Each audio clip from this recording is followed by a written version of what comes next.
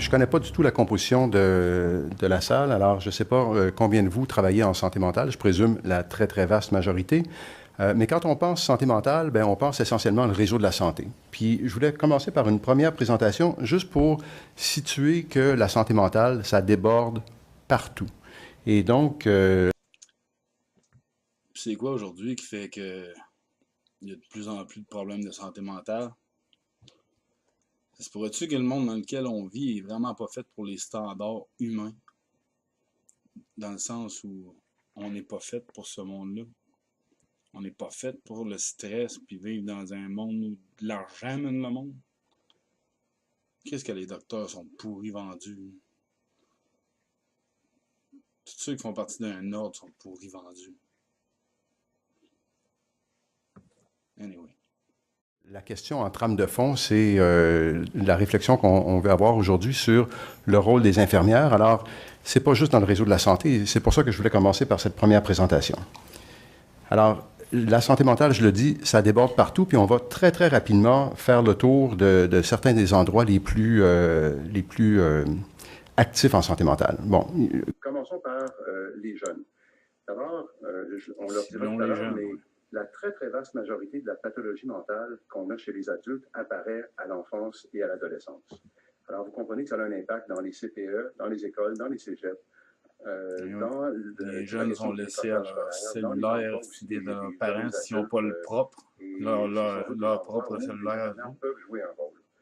Évidemment, il y a toute la les question parents sont en train de travailler avec les médicaments en croyant que c'est normal. Profonde qu'il y a entre les 0-17 ans et les 18 ans et plus, et dans tous les domaines, que ce soit en santé, dans les écoles, dans les centres jeunesse, en santé mentale, en santé physique, il y a cette fracture-là. Et je pense que on doit tous se questionner comme intervenants, mais les infirmières peuvent jouer un rôle ici aussi dans cette question de la fracture.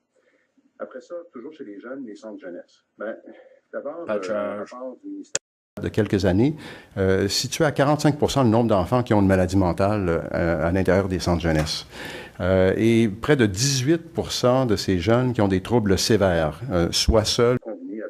Ben, regardons, toi, les jeunes dans les centres jeunesse, ils souffrent de problèmes de santé mentale.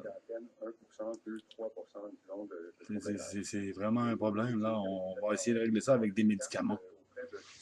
C'est beaucoup mieux avec des médicaments. Médicamentons, tout le monde. Médicamentons. Tout le monde, médicamentons, tout le monde. On trouve de tout, même un ami. J'entends un ami. On va te prendre d'autres pilules. Québécoise, qui elle-même a le taux le plus élevé au Canada et le 3e ou 4e au monde. Alors, vous voyez que nos concitoyens autochtones ont vraiment un beaucoup plus grand risque de mourir par suicide. Et il y a une très, très forte prévalence à la fois de toxicomanie et de problèmes. Une étude démontrait que 20% des adultes consomment 5 verres ou plus d'alcool par jour. Ça doit être parce qu'ils sont bien. Hein? La toxicomanie, ben, inutile de vous dire à quel point c'est un problème. 50% des malades mentaux ont un problème de toxicomanie. La même chose, parce que c'est des gens qui sont bien au départ, exactement. Ont une pathologie mentale. Donc, vu qu'ils ne sont pas capables de bien fonctionner dans le système qu'on veut leur imposer, qu'eux autres, ils se sentent obligés de consommer toutes sortes de produits qui sont juste pas légaux, donc pas vendus en pharmacie. Hein, M. Coutu? Donc, c'est ça. Vu que c'est pas ben, ça devient des malades mentales et ça devient pas un problème de la société dans le sens que c'est eux qui auraient fait que ces gens-là aient des problèmes de santé mentale aujourd'hui, mais bien, c'est leur problème à eux autres. Donc, c'est eux qui sont pas corrects. Donc, soit on les médicamente, soit on les enferme, soit on verra bien jusqu'où on va aller. A reçu 90 000 appels par année reliés à des troubles mentaux ou à des troubles de comportement. Alors, vous voyez l'impact. Les services de crise sont lacunaires selon les régions de la province, parfois offerts sur 24 heures, parfois pas offerts du tout. Et l'application de la loi P38 pose de nombreux problèmes partout lors de la crise sur le territoire, dans la communauté, lors de l'interface entre le service de police ou le service ambulancier et l'urgence. Et on entend régulièrement des policiers se plaindre qu'ils sont arrivés avec quelqu'un qui était en crise psychiatrique et qui se font dire à l'urgence, bien, asseyez-vous dans la salle d'attente et attendez. Puis on a eu quelques cas qui sont allés jusqu'à 12 et 16 heures d'attente de 2 policiers assis de chaque côté de l'individu qui a un problème de santé mentale. Moi, je ne connais pas le livre de triage par cœur, mais je vous garantis que quelqu'un qui est en crise psychiatrique, il cote probablement 2. Vous voyez? Alors, je ne comprends pas qu'on attende 18 heures dans une salle d'attente avec ou sans policier quand on est coté 2. Il y a un rôle ici aussi pour les infirmières.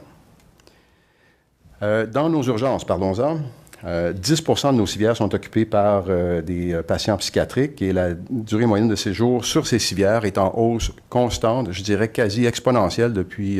Tente peut-être pas de traiter ces cas-là. Parce que là, ils vont devoir discuter avec eux ou les obliger à faire des choses qui leur tenteront pas parce qu'ils vont d'un sens... Ils vont leur faire signer un papier au départ, comme jamais on regarde vraiment quand on signe. J'ai été chanceux d'un sens, en tout cas, bref, je vous compte ça une autre fois. Mais, c'est ça, ils te font signer un papier, puis après ça, ben, si tu résistes pas, ils essaient toutes sortes de médicaments sur toi, jusqu'à temps que tu fasses appeler un avocat, puis que l'avocat... quand tu lui demandes la question, est-ce qu'ils ont le droit de t'obliger à prendre un médicament? Et que, oh merci de poser la question. Non, ils n'ont pas le droit de faire ça et qu'ils repartent voir la chef infirmière qui était en tabarnak, hein, parce que j'osais la remettre en question, si on veut. Bref, elle a enlevé ces mesures. Comme je l'ai dit, j'ai expliqué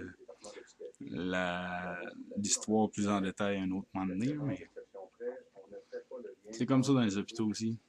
La grosse corruption de merde de cul. Bye. Judiciaire et notre réseau est extrêmement problématique. C'est toutes les questions de psychiatrie criminelle, les aptitudes à comparaître, la responsabilité criminelle. Et en fait, presque 7 lits par 100 000 sont utilisés pour faire de la psychiatrie légale. Et ça, c'est 14 % de nos lits de psychiatrie au Québec. Alors, vous voyez qu'il y a un drain, là, une pression immense sur nos lits de psychiatrie en lien avec la psychiatrie légale. Et on voit au fil des années, là, les courbes ne sont pas très parlantes, mais si vous regardez au bout... Ah oui, j'ai déjà expliqué aussi. J'ai aidé, si on veut, en fait. J'ai donné de la bouffe une fois de temps en temps. Puis le gars, il s'appelle... Je donnerai pas son nom, finalement, je vais l'appeler Monsieur C. Mais lui, il était schizophrène, niveau je sais pas combien, mais il était plusieurs. Il était plusieurs dans cette tête-là, puis... il était rendu à peu près à 900, ou ça doit être plus que ça, c'est pas mal plus que ça, parce qu'il, bref, il a pris une entente avec les policiers ou la ville de Québec pour ses tickets, parce qu'il vient tout le temps dans les parcs quand il est là, puis qu'il consomme, parce qu'il est tout seul. Je veux dire, il est pas tout seul, mais il est tout seul. Bref, il est rendu avec une entente de paiement jusqu'en 2029, qui doit leur donner tel montant tous les mois. Mais il l'aide pas personne. Il continue d'aller le voir dans les parcs. Il sait qu'il va avoir quelque chose sur lui, il donne l'étiquette. Continue de ramasser de l'argent sur le dos du pauvre monde. Bravo! Sinon, les 2 problèmes en prison. Et vous savez, la difficulté qu'on a, nous, à rentrer dans ce milieu-là, et pourtant, on devrait y être. Il y a des infirmiers, des infirmières qui travaillent là, mais qui sont agents correctionnels. Un beau logo en passant. Tous nos concepts de contrôle de la qualité. Et la santé mentale au travail, le coût des troubles mentaux au Canada serait de l'ordre de 17. Et tous les services de santé qui se donnent à l'intérieur des prisons échappent au contrôle de qualité, qui est pourtant un fondement primordial, fondamental. Là, c'est bien dit, c'est un fondement fondamental. Hein? Bye.